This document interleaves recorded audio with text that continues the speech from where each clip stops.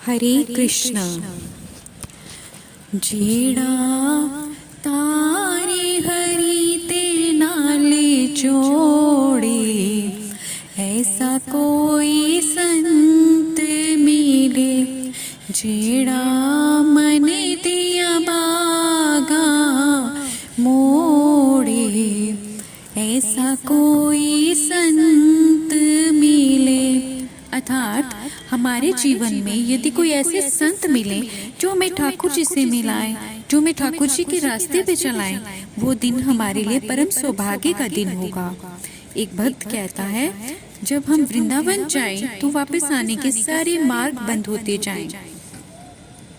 ठाकुर जी से कभी भी धन, प्रतिष्ठा, परिवार, व्यापार, सुख संपत्ति आदि की कामना मत कीजिएगा, क्योंकि ये सब तो हमें हमारे भाग्य से ही मिल जाता है। फिर मांगने की क्या आवश्यकता? यदि मांगना ही है तो ठाकुर जी से ठाकुर जी को ही मांगना चाहिए। मेरा मांगना तो देखो मैं क्या मांगता हूँ, मैं तुम्ही को तुम्ही से यहाँ मांगता हूँ, मैं तुम्ही को तुम्ही से यहाँ मांगता हूँ। यदि हम भौतिक संसार की कामना से भक्ति करते हैं तो ये सौदा घाटे का रह जाता है। ये सौदा ठीक उसी प्रकार होगा जिस प्रकार एक हीरे के व्यापारी से 150 रुपए की मांग रखना। वो ठाकुर जी जो सर्व कारण कारणम है, जो सभी कारणों के कारण है, यदि हम उन्हीं को उन्हीं से मांग लेते हैं तो ये छोटी छोटी भौतिक कामनाएं स्वयं ही नष्ट हो जाती हैं। वृंदावन के संतों की बहुत महिमा है। एक छोटा सा वृतांत सुनते हैं और कथा की ओर बढ़ते हैं। वृंदावन के एक संत जिनके गले में एक पुरानी मैली कुचैली गोदड़ी होती है, वो अपनी गोदड़ी को गले में डाले हुए एक सेठ जी के घर जाते हैं। सेठ जी की दृष्टि उनकी गोदड़ी पर जाती है और उन्हें लगता है कि ये सारा चमत्कार इस गोदड़ी का ही है। यदि इसे प्राप्त कर लिया जाए तो कितना अच्छा हो। वो सेठ संत जी से उसकी मांग करता है और बोलता है, इसके बदले में मैं आपको बहुत सा धन दूंगा। संत मना कर देते हैं। संत कहते हैं, सेठ जी ये तो विरक्तों की वस्तु है, ये गृहस्थों की वस्तु नहीं है, मैं इसे नहीं दे सकता। सेठ जी को तो लगता है अब ये मना कर रहे हैं, इसका आश्रय यही हुआ कि वास्तव में सारा चमत्कार इसी का है, तभी तो ये मना कर रहे हैं। सेठ जी तो जिद में ही अड़े रहते हैं कि उन्हें तो यही चाहिए। सेठ जी से संत बोलते हैं कि ठीक है, मैं कल आपको ये दे दूंगा। अब संत जी घर जाकर उस गोदड़ी को खूब अच्छे से धोते हैं, उसे साफ करके सुखा कर सेठ जी को लाकर अगले दिन देते हैं। सेठ जी उनको देखते ही कहते हैं कि मुझे ये नहीं चाहिए, मुझे तो कल वाली गोदड़ी ही चाहिए। ये आप क्या लाए हैं? संत जी बोले, ये वही है, बस इसे थोड़ा सा धोकर स्वच्छ करके लाया हूँ। सेठ जी बोले, संत जी जिसकी कीमत मैं आपको दे रहा था आपने उसी को धो डाला। आप इसे वृंदावन में रहकर यमुना जल से धोते थे, ब्रजरज इस पे लिपटी रहती थी, उसी की तो कीमत मैं आपको दे रहा था, आपने वही सब धो डाला। अब ये मेरे किसी काम की नहीं है, आपने इसे साधारण जल से धोकर लाया और वो ब्रजरज, वो यमुना जल, वो जो खजाना था उसी को आपने धो डाला। अब ये मेरे किसी काम की नहीं है। ब्रजरज की कितनी महानता है ये तो आप समझ ही चुके होंगे। ओ कान्हा जी मोको भी श्री रज में रज कर लीजो। ब्रजरज की महिमा क्यों है जानते हैं आप? क्योंकि ब्रज भूमि पर आज भी लीलाएं हो रही हैं। उसी रज पर किशोरी जोड़ ठाकुर जी के चरण स्पर्श होते हैं। एक भक्त कहता है, वाह रे मेरे प्यारे, जितना मैं तेरा जिक्र नहीं करता उतना तू मेरी फिक्र करता है। तुम्हारे पास मुझ जैसे बहुत है माधव, पर मेरे पास तुम जैसा कोई नहीं है। आइए आज हम एक मुस्लिम भक्त की कथा श्रवण करते हैं। आप समझ ही गए होंगे, क्योंकि मुस्लिम भक्त सुनते ही हमारी आंखों के समक्ष रस खान जी की छवि अंकित हो जाती है। ये रस खान जी जो साधारण खान थे, और कैसे ये साधारण खान से रसों के खान बने, रस खान बने, आइए जानते हैं। रस खान जी का जन्म एक मुस्लिम परिवार में हुआ और वे अकबर के दरबार में कार्यकर्ता थे। राजा अकबर किसी यात्रा पर जा रहे थे तो उनके मंत्री उन्हें सावधान करते हैं कि जहान पना आप वृंदावन के मार्ग से ना होते हुए अलीगढ़ के मार्ग से ही यात्रा कीजिए। अकबर आश्चर्य से पूछते हैं, कि ऐसा क्यों? तो मंत्री उन्हें बताते हैं कि वृंदावन में हिंदुओं के एक भगवान रहते हैं जिनकी सांवरी सूरत है और सब पर जादू टोना करते हैं। जो उन्हें देखता है उन्हीं का हो जाता है। ये वृतांत रस खान जी भी सुन रहे होते हैं। रस खान जी के हृदय में जिज्ञासा उत्पन्न होती है, ऐसा क्या है वृंदावन में? वो नित्य प्रति उनकी जिज्ञासा बढ़ती ही जाती है। एक बार की बात है, रस खान जी एक पान वाले के पास जाते हैं। वहाँ ठाकुर जी की छवि देखते हैं। वहाँ एक चित्रपट लगा होता है। वहाँ पे उनकी दृष्टि रुक जाती है। वो अपनी दृष्टि को वहाँ स्थगित करके बहुत ध्यानपूर्वक देखते हैं। सांवरी सूरत, हाथ में वंशी, जंगल की पथरीली भूमि पर नंगे पांव खड़े श्याम सुंदर। वो चकित रह जाते हैं। इतना सुकोमल बालक, लगता तो किसी राजघराने का है, परंतु पथरीली जमीन पर नंगे पांव क्यों खड़ा है? पान वाला हंसते हुए बोला, तो आप ही पहना दीजिए ना इन्हें पादुका। वो पान वाले से उनका पता मांगने लगते हैं। उनके मन में ना ये बात बैठ जाती है। वो बोलते हैं कि मुझे इस बालक को चरण पादुका पहनानी है। इतना सुकुमार बालक और नंगे पांव चल रहा है। पान वाला उन्हें बताता है कि ये श्याम सुंदर है और ये वृंदावन में रहते हैं। वृंदावन के नाम से पहले ही रस खान जी इतने उत्सुक थे। जैसे ही वो वृंदावन का नाम सुनते हैं तो और भी व्याकुल हो जाते हैं, कहीं कोई इन्हें कंकर न चुभ जाए। उन्हें नित्य यही ध्यान लगा रहता है और यही उनकी भक्ति हो जाती है। उनका ध्यान ठाकुर जी के चरण कमलों पर ही रहता है और उन्हें लगता है कि मैं जल्दी से चरण पादुका तैयार करके मैं उन्हें अपने हाथों से पहनाऊंगा। बिना कुछ खाए पिए वो सबसे पहले यही कार्य करते हैं, चरण पादुका तैयार करते हैं और चल पड़ते हैं वृंदावन। आइए इस दृष्टांत को अपनी आंखों के सामने लाकर इसे समझते हैं। एक भगवान भक्तों के कैसे बस में आ जाते हैं, आगे हम जानते हैं। रस खान जी वो पादुका लेकर चले जाते हैं और सबसे पूछते हैं कि कहाँ है श्याम, मेरा श्याम कहाँ है, कहाँ मिलेंगे मुझे श्याम? बताओ कहाँ मिलेगा श्याम, बताओ कहाँ मिलेगा श्याम? चरण पादुका लेकर सबसे, चरण पादुका लेकर सबसे पूछ रहे रस खान, बताओ कहाँ मिलेगा श्याम, बताओ कहाँ मिलेगा श्याम? अब उनको कोई क्या बताए, वो किस श्याम की बात कर रहे हैं, किसी को पता ही नहीं होता। अभी एक भक्त जो होता है वो उनसे कहता है कि आप बताइए आपके श्याम कैसे दिखते हैं। और देखिए रस खान जी क्या बताते हैं उन्हें। वो नन्हा सा बालक है, सांवरी सी सूरत है, बाल घुंघराले उसके, पहनता मोर मुकुट है, नयन उसके कचरारे, हाथ नन्ही से प्यारे, बांधे पैजनिया पग में, बड़े दिलकश है नजारे, बड़े दिलकश है नजारे।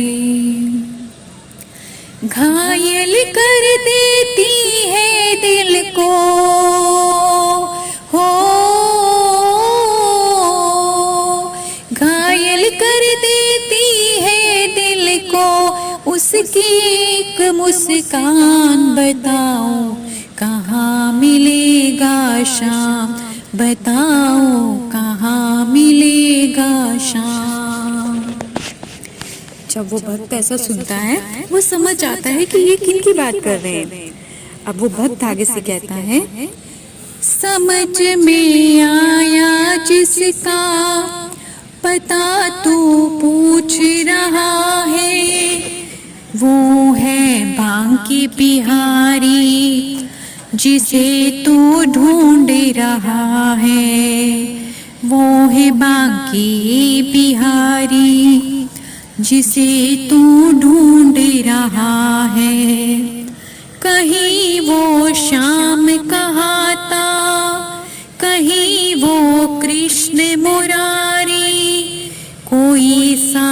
सांवरिया कहता, कोई गोवर्धन धारी, कोई सांवरिया कहता, कोई गोवर्धन धारी। नाम हजारों ही है उसके, ओ नाम हजारों ही है उसके, कई जगह है धाम। बताओ कहाँ मिलेगा शाम, बताओ कहाँ मिलेगा शाम। अब वो भक्त उनसे कहता है रसखान जी से कि सामने ही मंदिर है, वहाँ मिलेंगे तुम्हें शाम। इतना सुनते ही रसखान जी की आंखों में एक चमक आ जाती है, उन्हें एक उम्मीद सी बन जाती है कि अब मैं जल्दी शाम से मिल पाऊंगा। वो जल्दी से उस मंदिर में जाते हैं। अब मंदिर के पुजारी तो उनको अंदर आने नहीं देते क्योंकि वो मुस्लिम होते हैं। वो उन्हें बाहर निकाल देते हैं मंदिर से। उनसे कहते हैं कि आप अंदर नहीं आ सकते। अब रसखान जी कहते हैं, मुझे ना रोको भाई, मेरी समझो मजबूरी, शाम से मिलने दे दो, बहुत है काम जरूरी। शाम से मिलने दे दो, बहुत है काम जरूरी।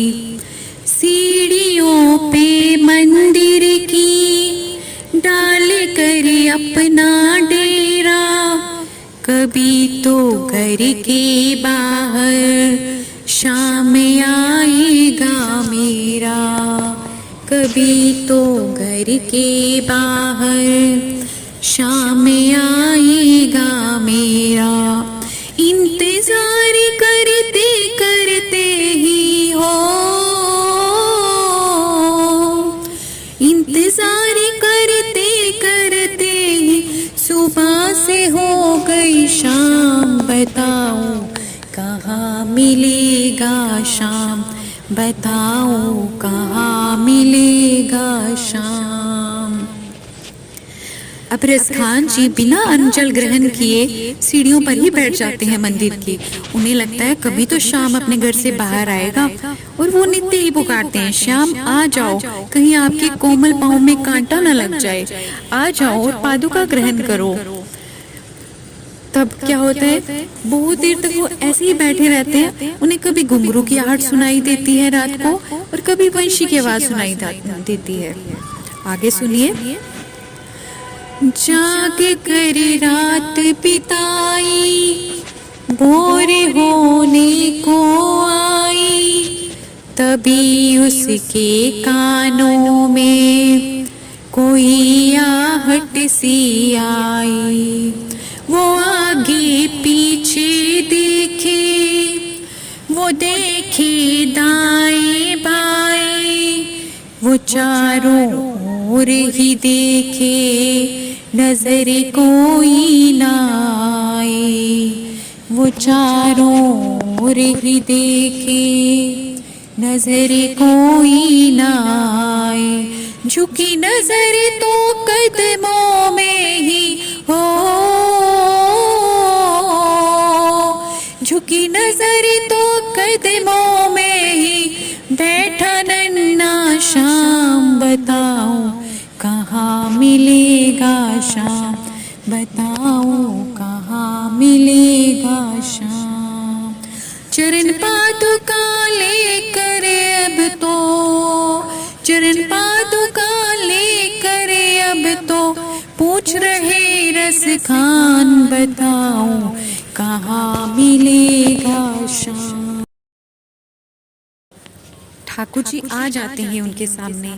रसखान उन्हें देखते ही रह जाते हैं, वो खो जाते हैं, क्योंकि इतनी सुंदर रूप माधुर्य उन्होंने कभी नहीं देखी। वो एकटक निहारते हैं उन्हें। श्याम सुंदर उनसे कहते हैं, लाओ मेरी चरण पादुका तो दीजिए, मुझे पहनाइए चरण पादुका। अब आगे रसखान जी की क्या हालत होती है, आगे श्रवण कीजिए। खुशी से गदगद होकर गोद में उसे उठाया, लगा कर के सीने से बहुत ही प्यार लुटाया।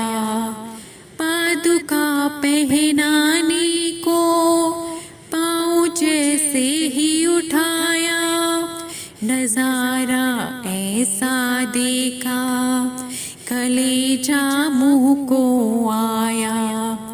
नजारा ऐसा देखा कलेजा मुँह को आया। कांटे चुभ चुभ करके घायल हो,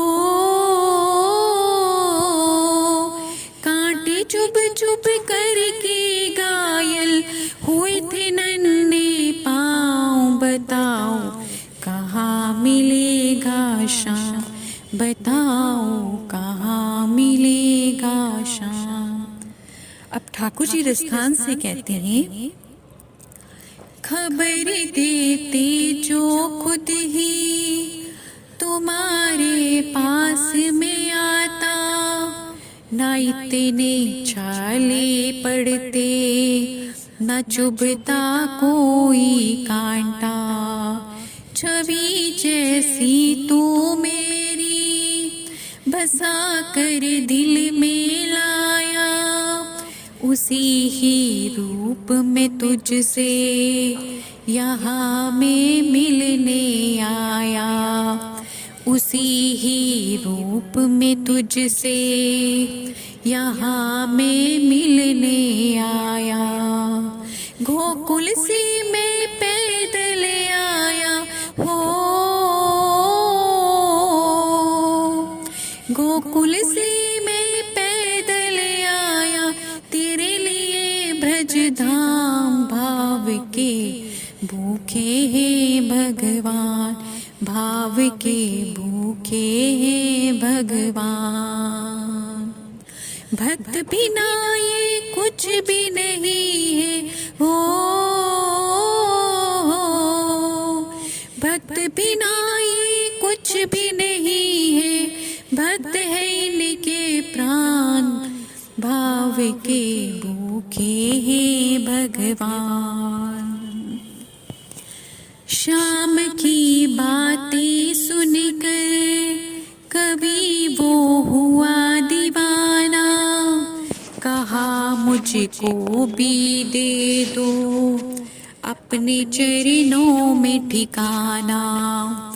तू मालिक है दुनिया का ये मैंने जान लिया है, लिखूंगा पद तेरे ही आज से ठान लिया है, लिखूंगा पद तेरे ही आज से ठान लिया है। श्याम प्रेम रस बरसाए उस पर हो, श्याम प्रेम रस बरसाए उस पर, खान बने रस खान भाव के भूखे हैं भगवान, भाव के भूखे हैं भगवान।